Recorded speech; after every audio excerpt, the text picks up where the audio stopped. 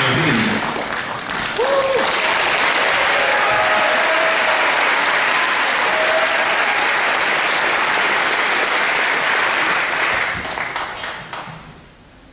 Chairman and comrades, I want to bring first the very good wishes and solidarity from the Socialist Party in Ireland, North and South, to this Socialism 2010, which I believe has been the best in the history of our party here so far.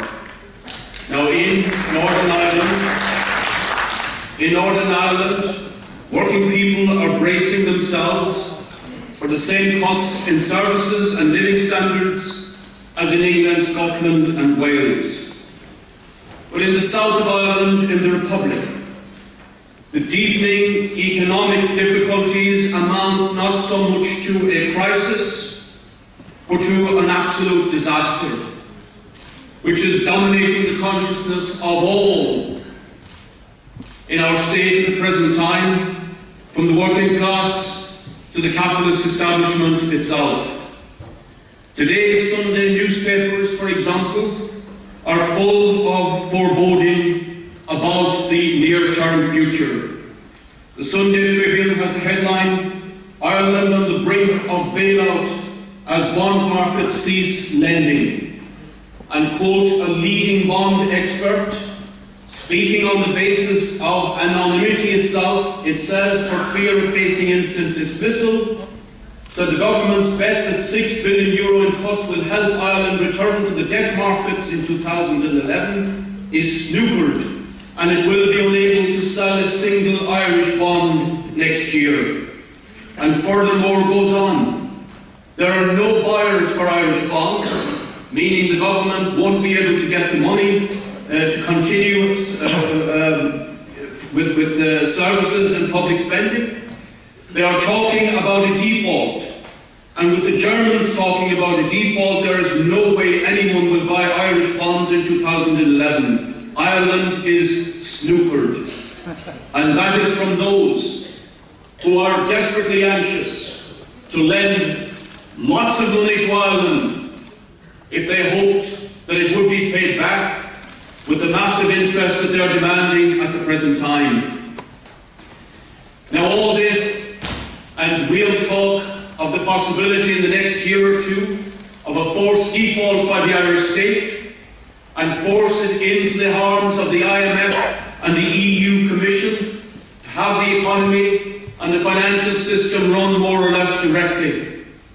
All this is now focusing around December the 7th, when a budget will be brought in for 2011. And there is talk of little else in Ireland at the present time, as that budget will be unprecedented in its savagery. And you might get an idea of the scale of the cuts in Ireland from your own situation here in Britain. In Britain, as I have just heard, the so-called adjustment over 4 years is £81 billion sterling. That's €93 billion roughly, or €23 billion each year here for the next 4 years. But it's proposed next year alone in the Republic of Ireland to cut and tax an equivalent in British terms of €60 billion. And that will give you an idea of what is facing Irish society at the present time. Absolutely unprecedented in the history of the Irish state. And what that will mean is savage cuts in the dole, for example, even as unemployment is rocketing and moving in the direction of 500,000. Cuts in the health service, when many areas of that service are in crisis already. A doubling of third-level fees for students and cuts in education. Increases in taxes and new stealth taxes. A new tax on the public sector, where, by the way, public sector workers have already had their wages and salaries savaged by 15% in the course of the last year and a half. Now, these policies, if allowed to be implemented, will further devastate the lives of ordinary people in Ireland. Meanwhile, the policy of bailouts of banks, bondholders and developers continue. And the cut in euro terms for the South next year, the cuts on the taxes, is to be €6 billion. But one bank alone, we were told in the last month, Anglo-Irish, will have €30 billion poured into it over the next 5 or 6 years to bail out the catastrophe created by private speculators and developers in that bank.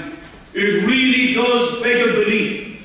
You have private international bankers and speculators dealing with a private Irish bank, doing private deals, raking in massive profits at the expense of young people trying to buy homes in the so-called good times.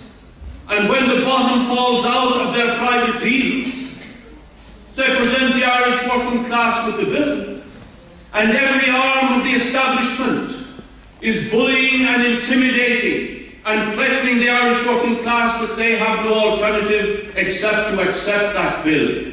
We, the Socialist Party, are loudest in Ireland in saying the Irish working class should not pay a cent towards this bill. They did not create this crisis. They have us not seen society.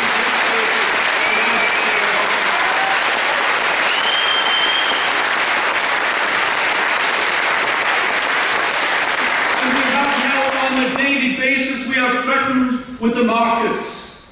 Every change that's made in economic policy, the question is, will this satisfy the markets? Will this be enough for the markets? The markets are being elevated over society in Ireland like a dictatorship, like a new God.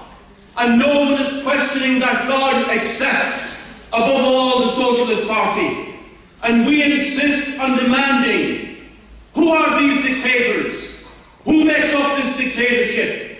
And then we find it's international banks, it's bondholders, it's the hedge fund operators, the same suspects, of course, who created the international financial crisis in the first hand, led above all by one which typifies what is going on, Goldman Sachs, correctly described by Rolling Stone magazine as a vampire squid wrapped around the face of humanity with its blood funnel firmly locked into wherever it smells money. That's who are the markets. And we have to expose them and say that society must not be enthralled to these speculators, to these financial criminals, who would beggar public services, who would beggar living standards for private profit. And now, of course, it's from economic crisis to political crisis. Today's papers, I haven't time to show them to you, are also full of the possibility that the Irish government, made up of Fianna Fáil and the Green Party, which is kind of a doormat that Fianna Fáil wipes their feet on as they go in to carry out the cuts, that government could fall on the budget on December the 7th because of the pressure building up in society. Slightly more likely, probably, that it will survive, would have a general election in March or April of next year, though it could go on for another year. The Fianna Fáil Green Party coalition will be annihilated. The alternative elected will most likely be Fine Gael and Labour. Labour has been very significantly up in the opinion polls in Ireland over the past year, because its leadership in Parliament and the Dáil gives strong verbal opposition to some of the worst features of government policy.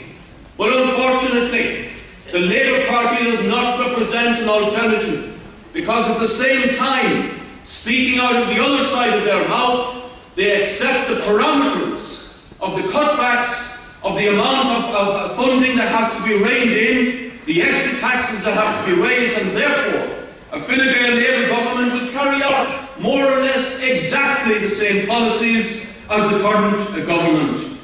Now, the Socialist Party sees this general election as being a crucial contest. We will contest maybe 5 or 6 seats. We will be fighting hard to get 1, 2 or 3 TDs, that's MPs, elected in that election. Also, in a new development, we will stand as part of a United Left Alliance with a number of left organisations. Perhaps in up to 10 or 15 constituencies, you will have this kind of alliance. We will be part of that alliance, but also standing under the banner clearly of the Socialist Party and the socialist policies of our party. But that United Alliance is a harbinger of the future. It's a very early, tentative move pointing towards the need for a new party of the working class in Ireland. Now, comrades,